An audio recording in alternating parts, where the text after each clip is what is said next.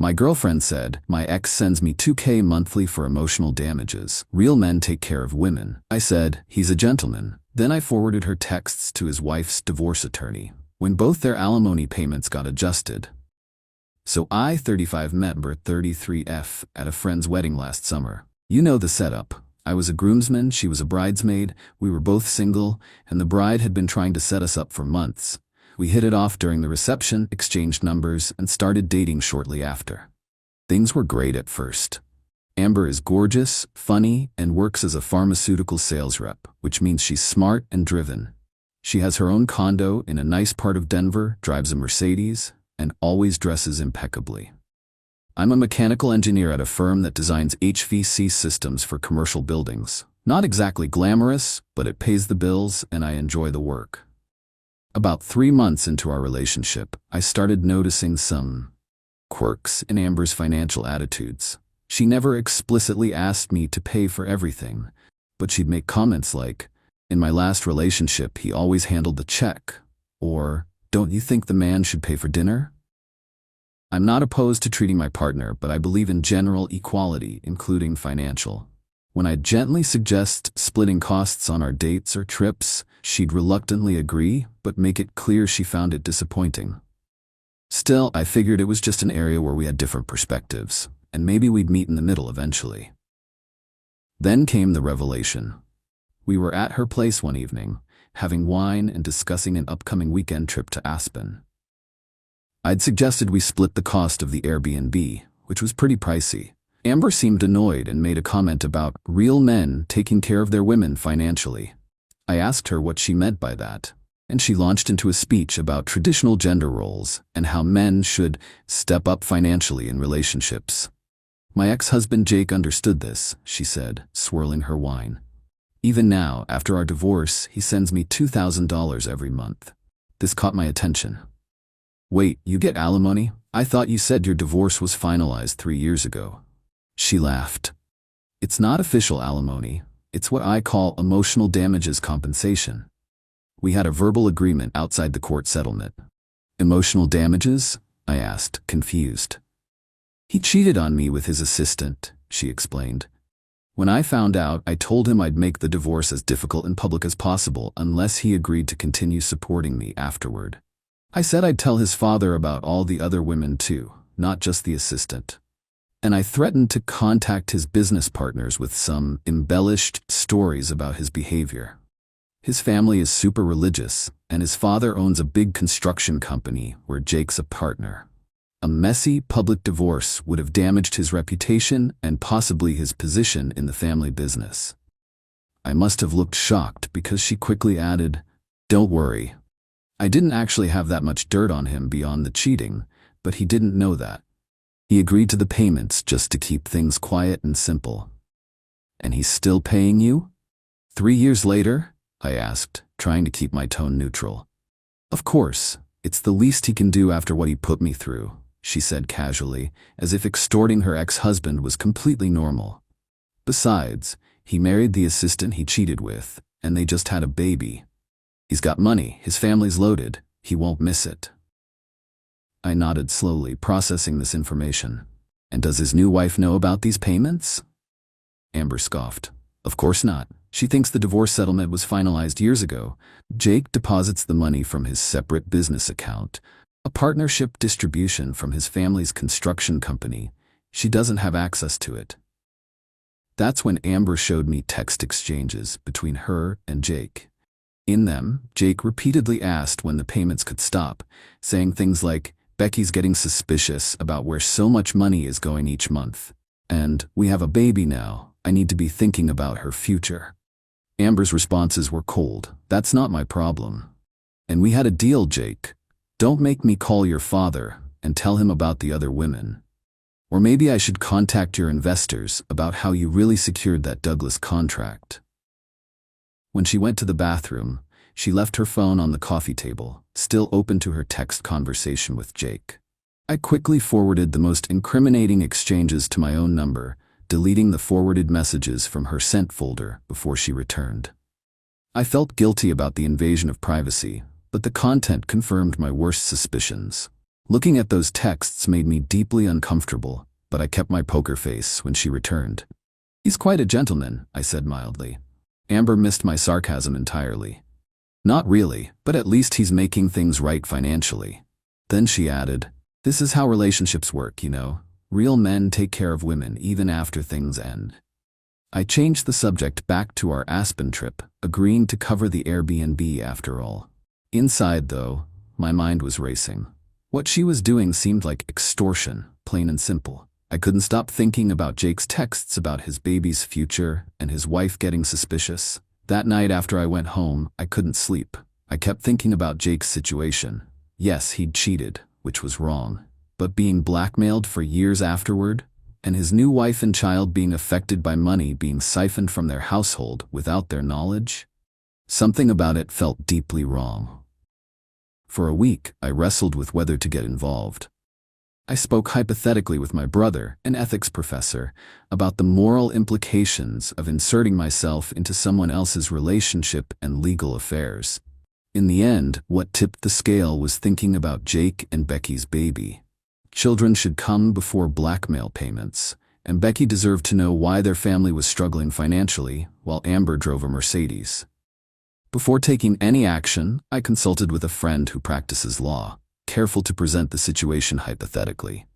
She advised that sharing information voluntarily disclosed to me wouldn't likely constitute illegal activity in Colorado, so long as I hadn't hacked, stolen, or deceptively obtained it.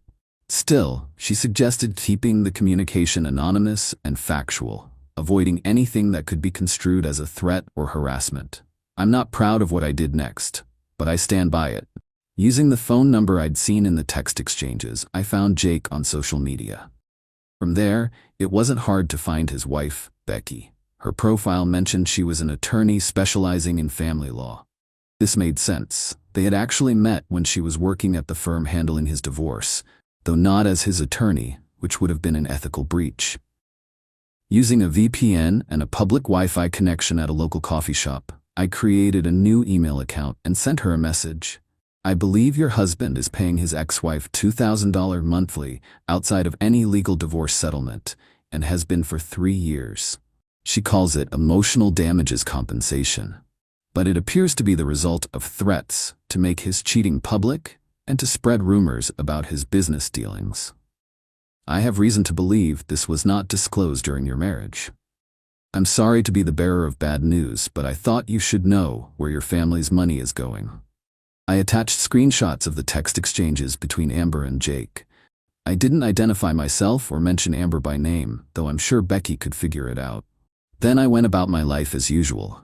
Amber and I continued dating. We went to Aspen. I paid for the Airbnb, as agreed. Everything seemed normal, except I noticed she was checking her phone more frequently and seemed distracted.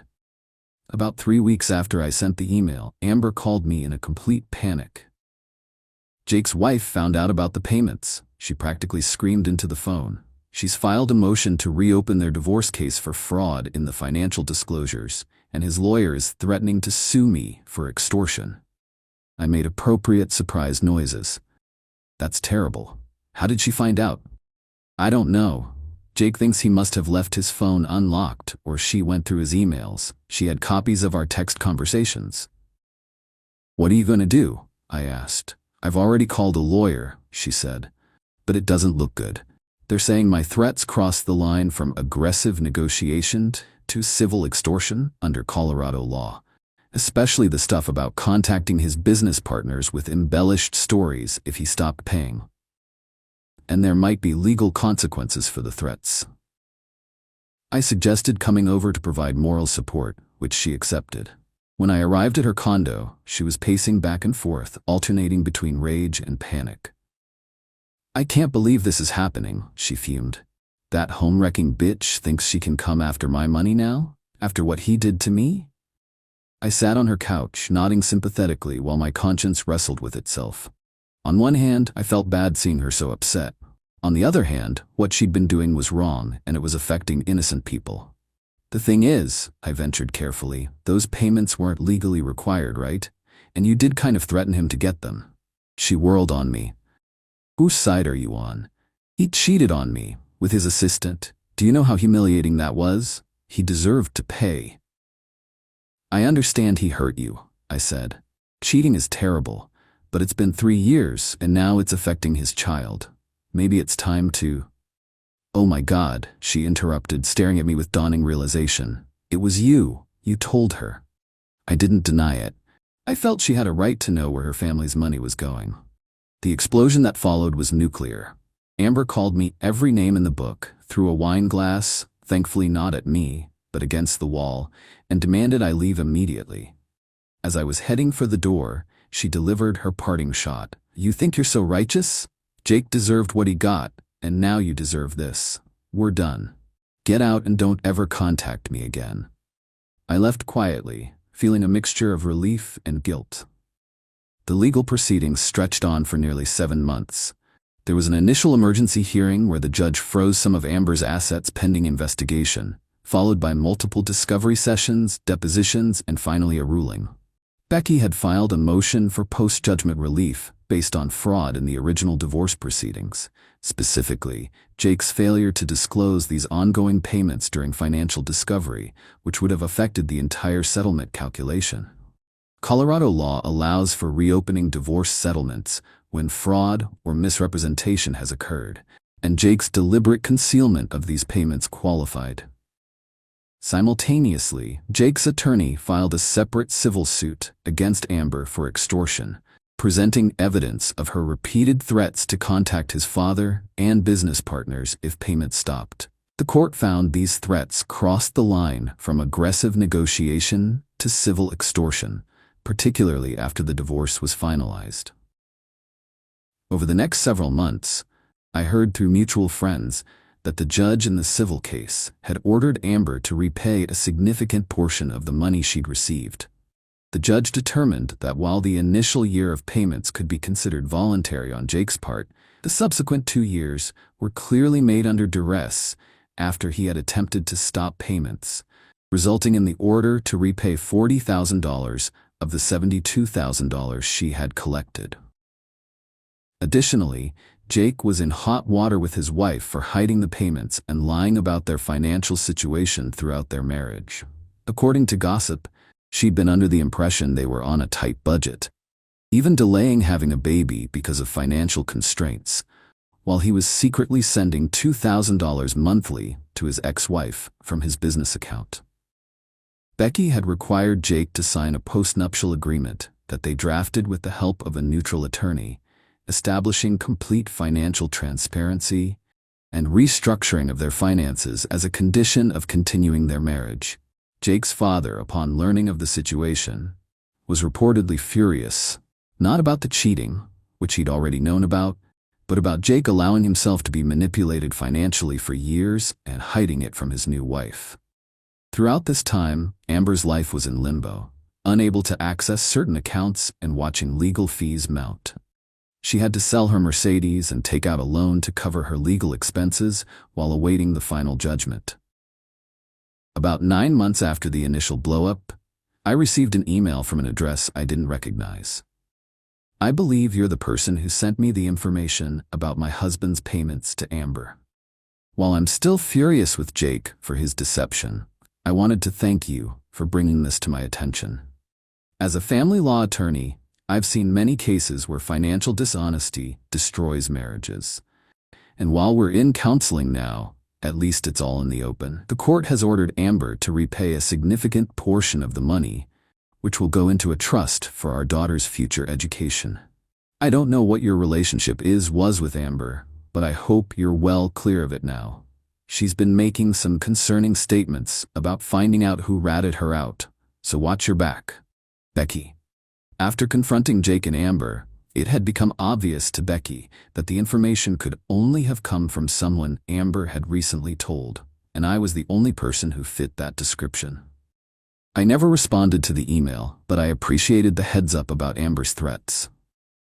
I changed my locks just to be safe and was extra vigilant for a few weeks. Thankfully, nothing came of it.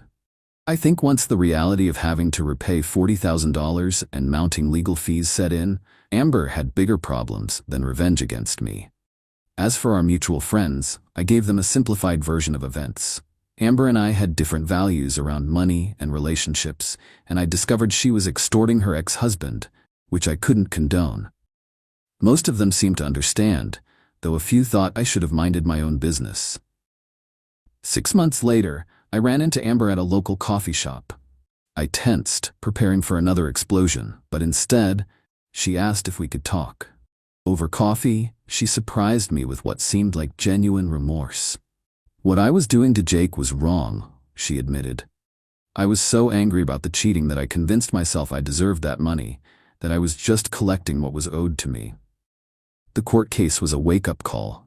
She explained that she'd had to sell her condo and downsize to a smaller apartment to pay back the court-ordered amount and cover her legal fees.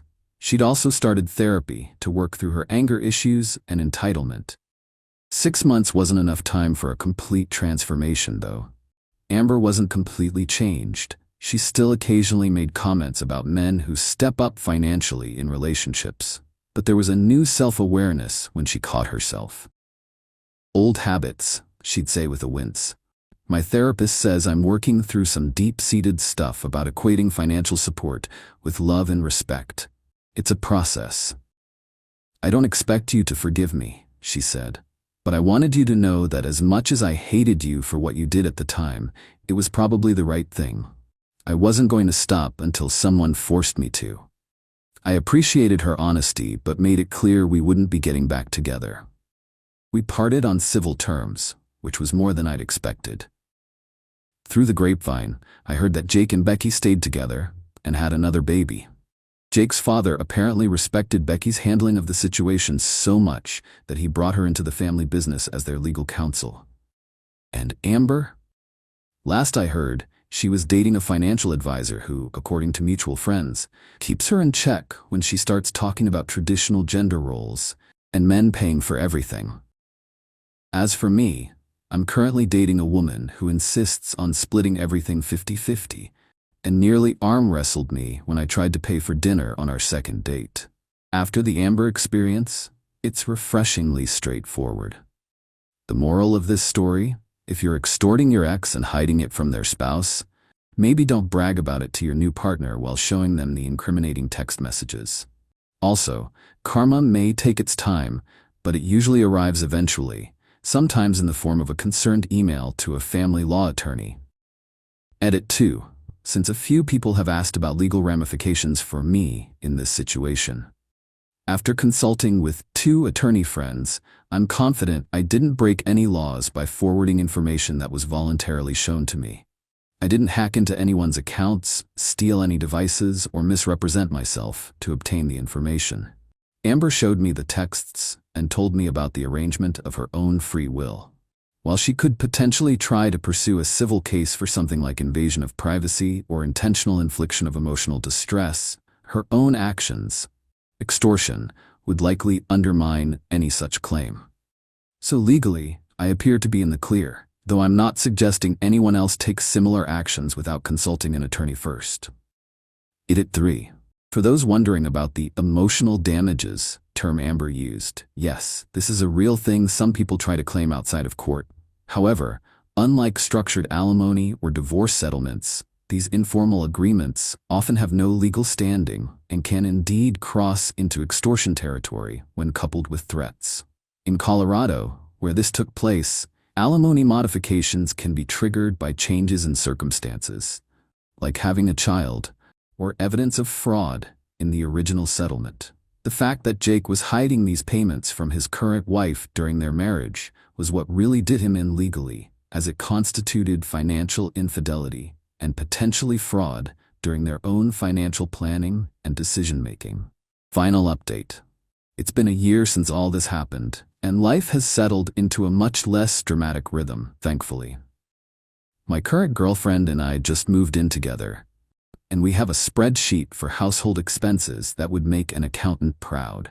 Jake and Becky had their second child and seem to be doing well. She occasionally sends me holiday cards addressed to the truth teller, which makes me laugh. As for Amber, I heard she finally paid off the last of what she owed and has started her own pharmaceutical consulting business.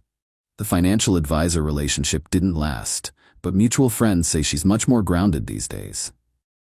Sometimes it takes hitting rock bottom to realize you've been digging your own hole. P.S. For those asking if I ever told Becky it was me who sent the email, no, I haven't confirmed it. She clearly figured it out, but there's something to be said for plausible deniability in these situations. Besides, she's a lawyer. She understands the value